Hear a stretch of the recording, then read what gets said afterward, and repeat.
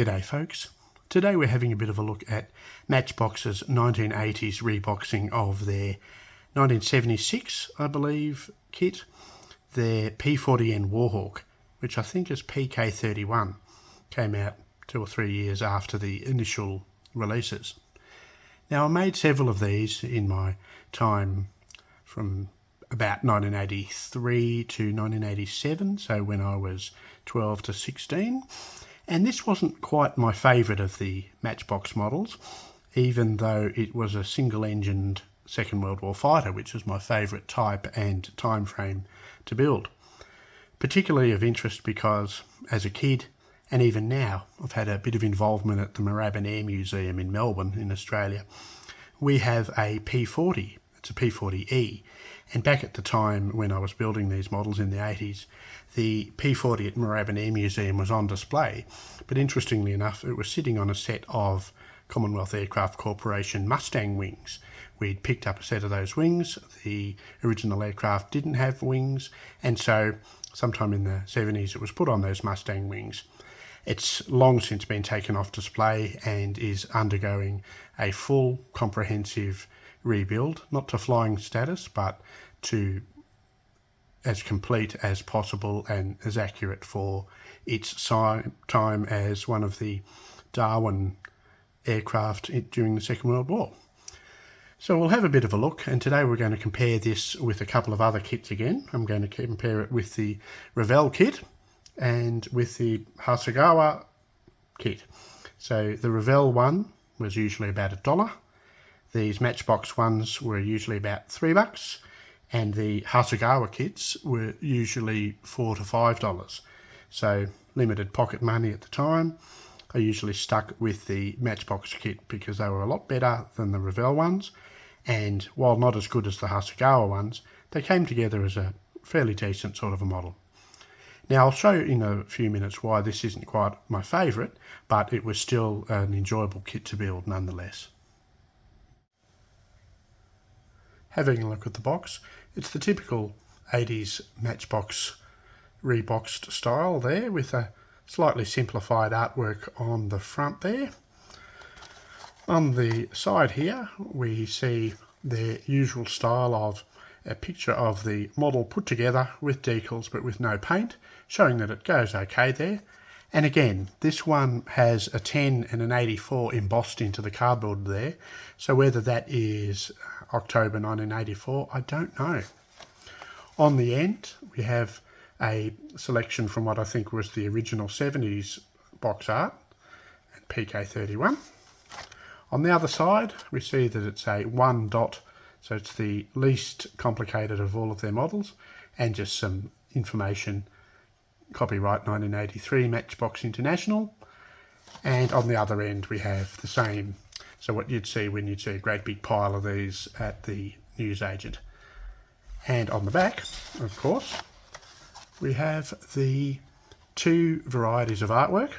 We've got the China, Burma, India Theatre 10th Air Force example from India, the American one from thereabouts, and we've got a Royal Air Force 250 Squadron one from Italy in the summer of 1944.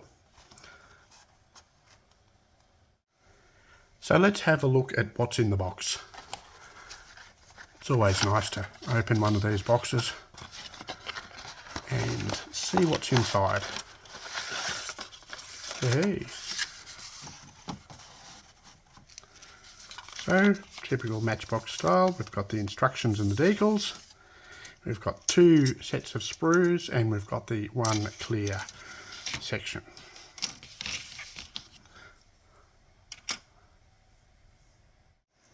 So starting with the instructions, typical Matchbox fold-out type.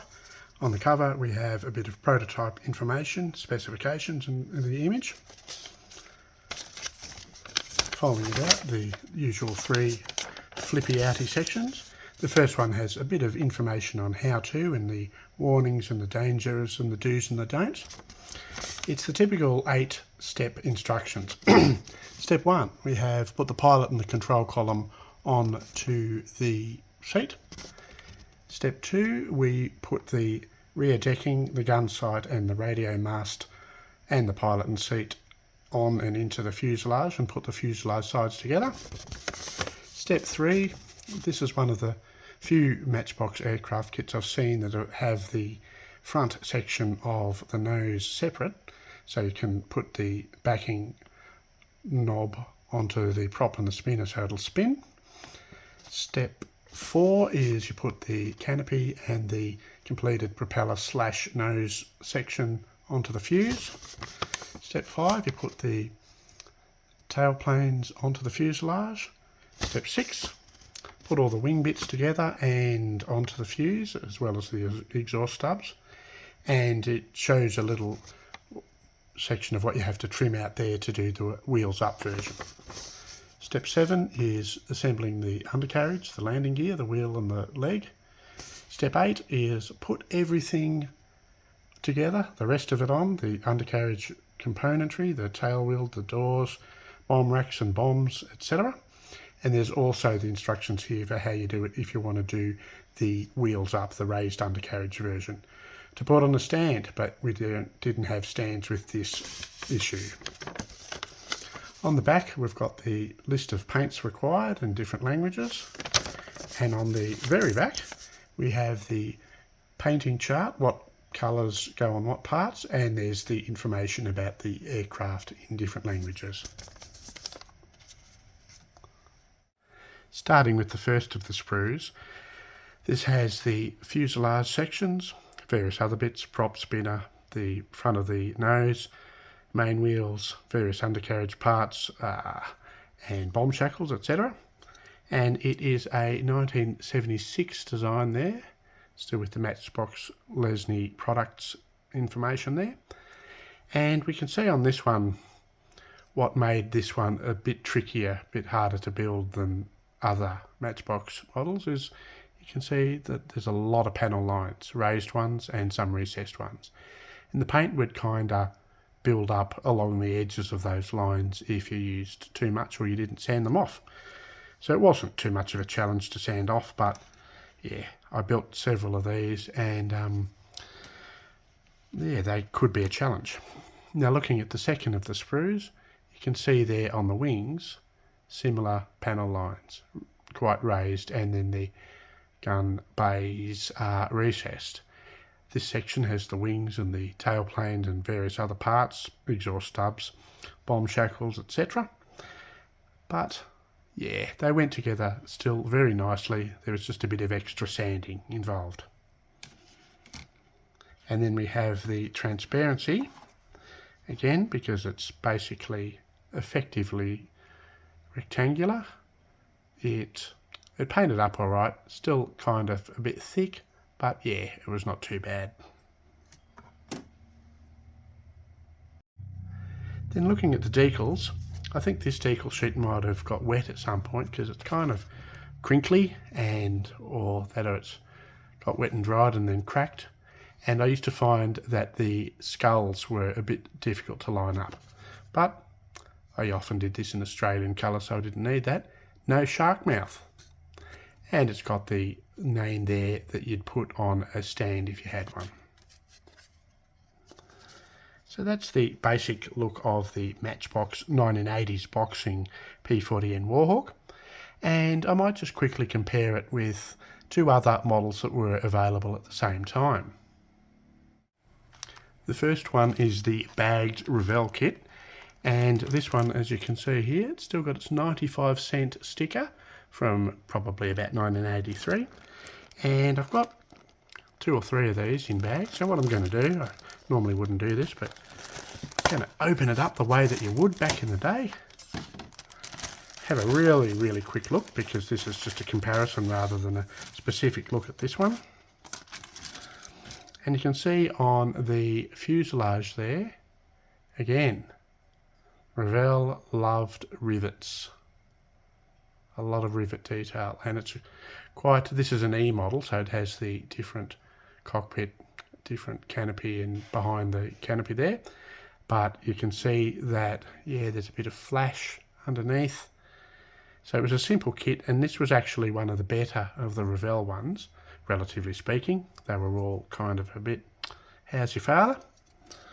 And then this one's got the 3 sprues, so you've got the fuselage, some undercarriage, prop, exhaust tubs, pilot.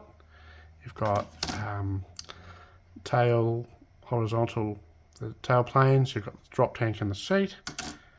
You've got the 4 bomb, and then you've got the wing sections. And the wing sections are quite riveting. I amuse me. Basic instructions, very basic. 18 steps, spinning prop, turning wheels, but the quality of the kit was not great. Decals, of course, Flying Tiger, Shark Mouth, these are kind of faded and all, and the transparency is not great quality. And this was the beautiful Hasegawa P-40N Warhawk.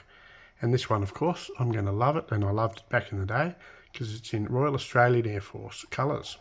So you could build an Aussie Warhawk, although we call them Kittyhawks, regardless of the variant, straight from the box. And again, I've got a couple of these, so I'm going to do what was so exciting back in the day. Open the bag. A 40-odd-year-old kit, opened for the first time.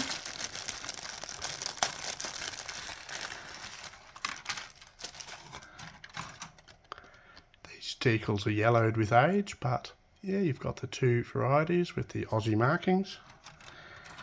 You've got the fuselage, which have quite subtle panel lines, similar to some of the other Matchbox kits, not so similar to the Matchbox P-40.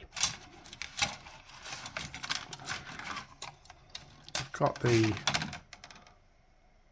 various parts sprue. Then you got the wings, again with quite subtle panel lines. Transparency, it's in its own little cagey thing, like the Matchbox one, and that's quite fine. Spinners come off. Very detailed instructions, painting section particularly. Fairly simple instructions, but talks you through it, shows you how to paint it. So this was, as I said, so the Revell one was about $1, Matchbox ones were about $3, and these were between $4 and $5. So these were a bit more expensive, but these were really one worth having.